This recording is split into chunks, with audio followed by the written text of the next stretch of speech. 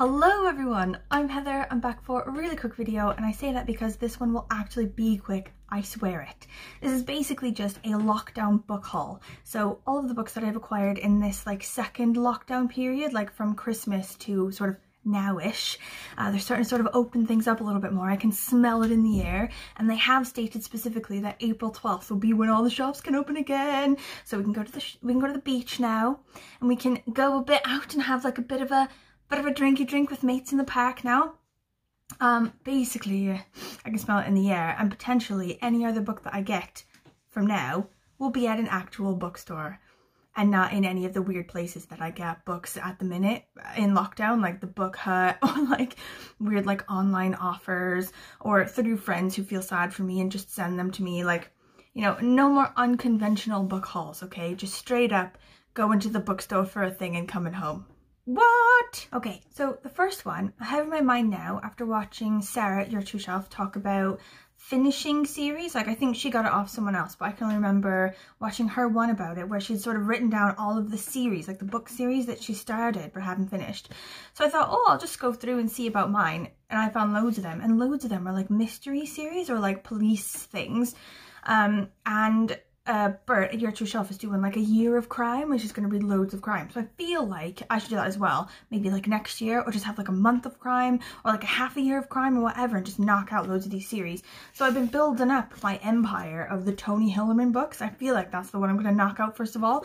I've read quite a lot of them already, but not all of them, so I need to knock it out.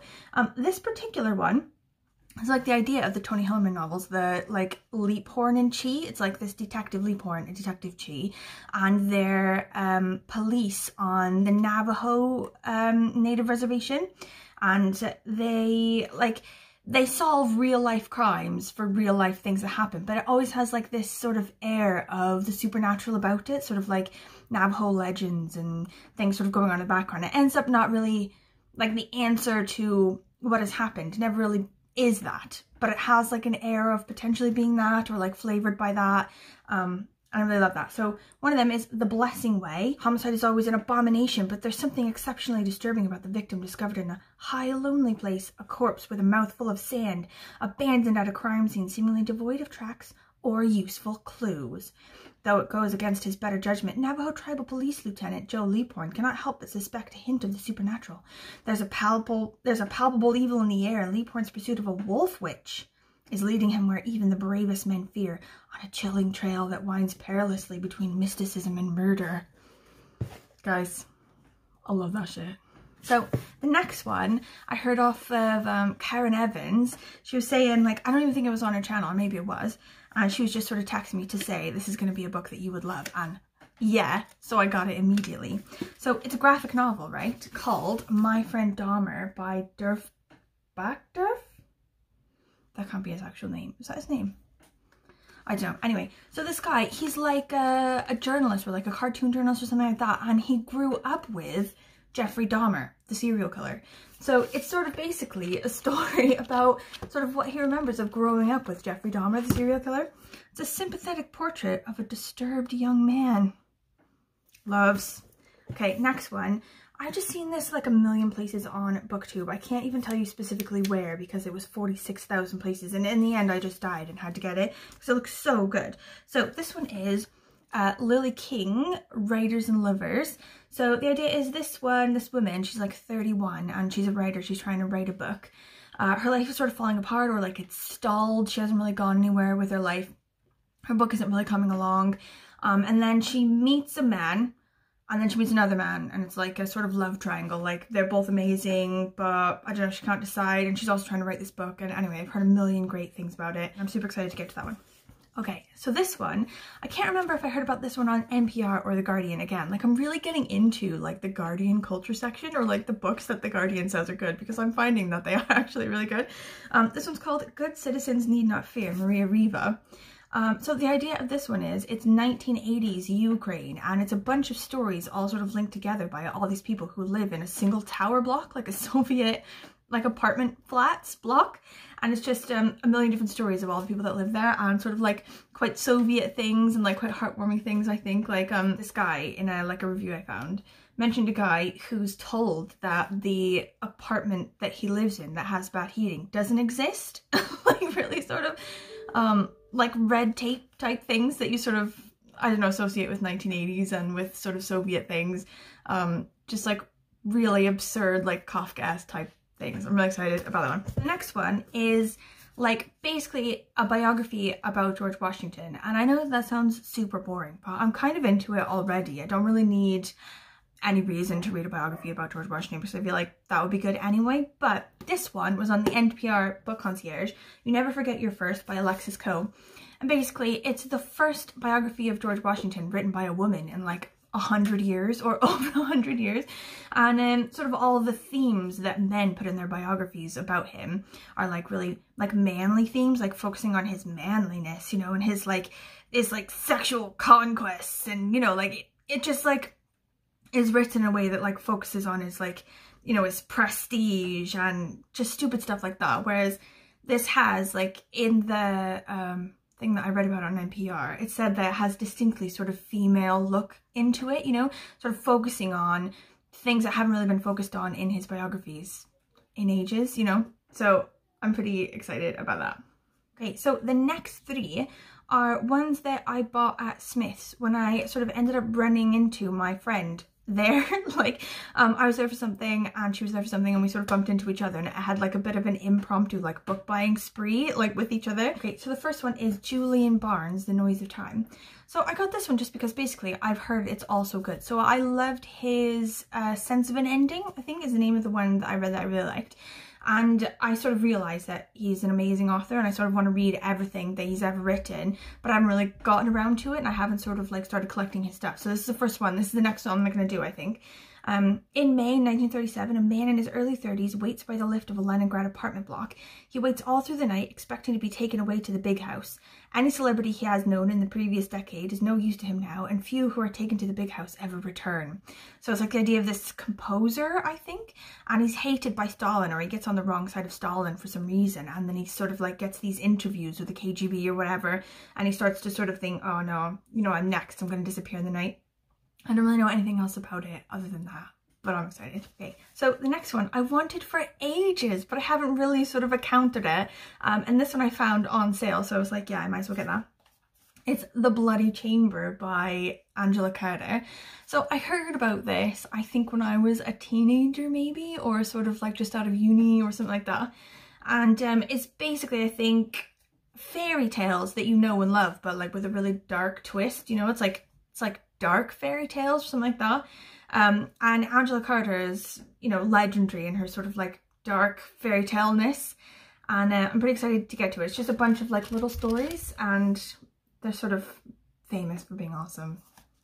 You probably know better than me. Like, anyone like have anything else to add to that? Okay, and the third one is The Snow Child by Eowyn Ivey. And actually I saw a thing somewhere, heard something somewhere, where part of it is really Angela Carter-esque. So I bought these two together, not realizing that there was like a bit of a theme, like a bit of a dark theme running through my pile. But this one is Alaska in the 1920s, and this couple who are sort of like eking out an existence on the wild frontier, and there's like a lot of talk about the wilderness and the landscape and everything that I think I'll really like. They're childless and really sad about it, like they lost a child and haven't been able to have another child or whatever, and they still feel grief about it and they're really unhappy in their life. But sort of in like a whimsical moment, they make a snowman with like a hat and a scarf and mittens or whatever. And then the snowman sort of like ends up a pile of snow, and then they run into a child, or like a child sort of emerges from the forest wearing the same like hat and mittens and everything. So like as if the snowman became the child, like a winter child. And then it sort of goes from there. Like, is it a bit dark? I don't know. We'll see. Pretty excited about that. Okay, so the next one I found at the grocery store. Like, loads of the grocery stores aren't allowed to sell books, but weirdly, the big Tesco near me is able to do it. I think because, I don't know, it has something to do with it's in the magazine aisle, and like if it's in the same aisle, it can be sold or whatever. But I found this and it's amazing. Like, can we just talk about the cover for a second? Like, this is either going to be amazing or terrible, and I actually don't care which, because look at the cover. It's amazing. It says Later by Stephen King. And the idea, I think, is a kid who has like a special supernatural ability. Like, I don't know what the ability is, just some sort of ability. And his single mom doesn't want him to like tell people about his ability for some reason. But the police find out about it, and then they use him to sort of track down this like supernatural criminal guy. Like, he's part dead, or like he's died at some point and now he's back to be a criminal or something like that. I don't really need to know anything about it. I just need to know that it's new Stephen King, and that I found it in the grocery store, and that the cover looks like this. And I'm in. I'm just in. Okay, the next one, I think I saw on Shanna Bart's channel. Shanna was saying about it, and I think actually she said it wasn't good. But I'm gonna go with it anyway, because sometimes these things, you know, I don't know, even if it's bad, the premise of it just sounds so good I couldn't resist. So it's called We Ride Upon Sticks by Quon Barry. I think that's how you say that. Basically, this takes place in the 1980s in Danvers, Massachusetts, which is basically Salem. So Salem used to be one thing, and then it split into two things. And all the stuff that you think of as happening in Salem actually happened in the other thing that's no longer called Salem. It's called Danvers.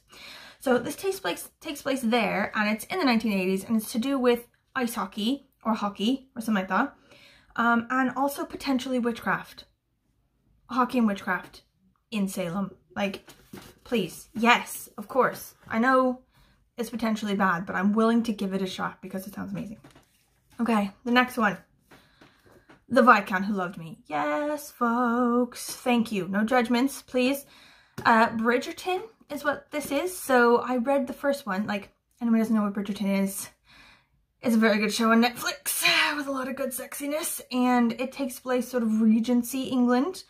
And I read the first one already, and the show, Bridgerton, is based on the first book. So I'd seen the show and I read the book, blah, blah, like, you know, they're sort of repeats of each other with just sort of small variations. So I was like, that was quite good. I'm going to move on to the next one. And now it'll be like a brand new thing because I haven't seen any show to do with this one. It'll be a whole new story. I think each book focuses on a different sibling.